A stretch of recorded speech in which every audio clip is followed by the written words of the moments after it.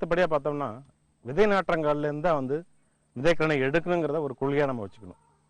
ஏன்னா இதில் நாற்றங்காலில் 1% இந்த நோய் தோன்றினாலும் கூட அந்த நாற்றங்காலில் நம்ம விதைக்கரணை எடுக்கவே கூடாது. ஏன்னா இதுக்கு பூஜ்ஜியம்ங்கிறதா இதனுடைய நோய் சேதார நிலைன்னு சொல்லலாம் நம்ம.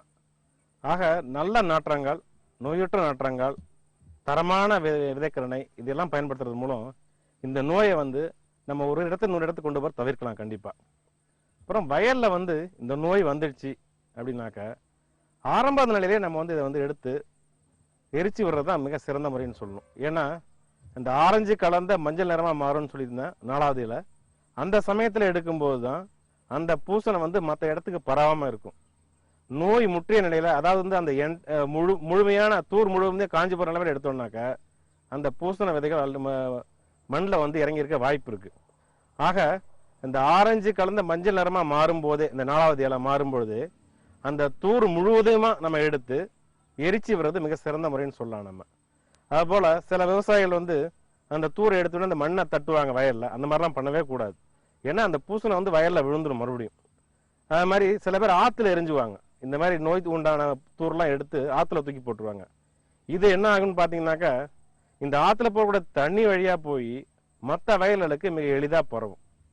ஆக நம்ம செய்ய வேண்டியது முக்கியமாக என்னன்னாக்கா நோயின் ஆரம்பத்தின் நிலையிலேயே பாதிக்கப்பட்ட தூரை எடுத்து, ஒரு கரும்பு மட்டும் கிடையாது, முழு தூரையும் எடுத்து நம்ம எரிச்சு விடணுங்கிறது ஒரு முக்கியமான விஷயமா ஞாபகம் வச்சுக்கணும்.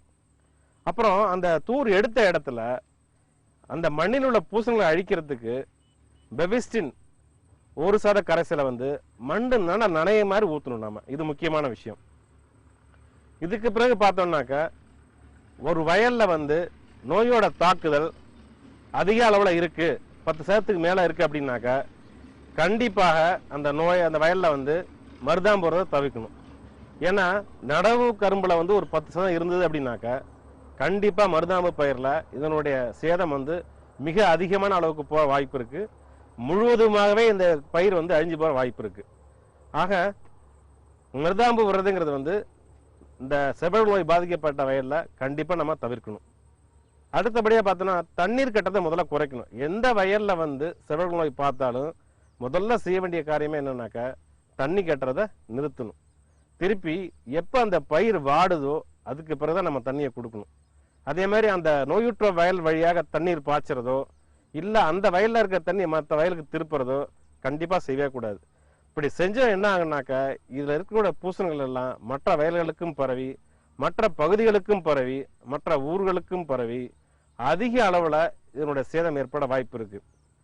அடுத்தபடியாக பார்க்கும்போது மிக அதிகமாக ஒரு பகுதியில் செவல் நோய் வந்திருக்கு அப்படின்னாக்கா அந்த வயலில் கண்டிப்பாக பயிர் சுழற்சி செய்யணுங்கிறது ஒரு முக்கியமான ஒன்று.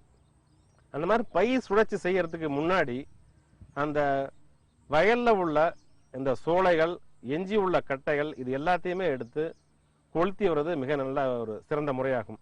ஏன்னா சாதாரண நம்ம சோலையை கொளுத்தி வர்றது இப்போது நம்ம சிபாரிசு செய்யறது இல்லை. இருந்தாலும் கூட இந்த மாதிரி செவ்விழல் நோயால் பாதிக்கப்பட்ட வயலில் கண்டிப்பாக நம்ம சோலையை பரப்பி அதை நம்ம எரிக்கணுங்கிற ஒரு முக்கியமான விஷயம் வச்சுக்கணும். ஏன்னா இப்படி செய்யறதால அந்த வயலில் உள்ள நோய் கிருமியானது மற்ற இடங்களுக்கு நம்ம பரவாமல் பாதுகாக்கணும்னு அர்த்தம்.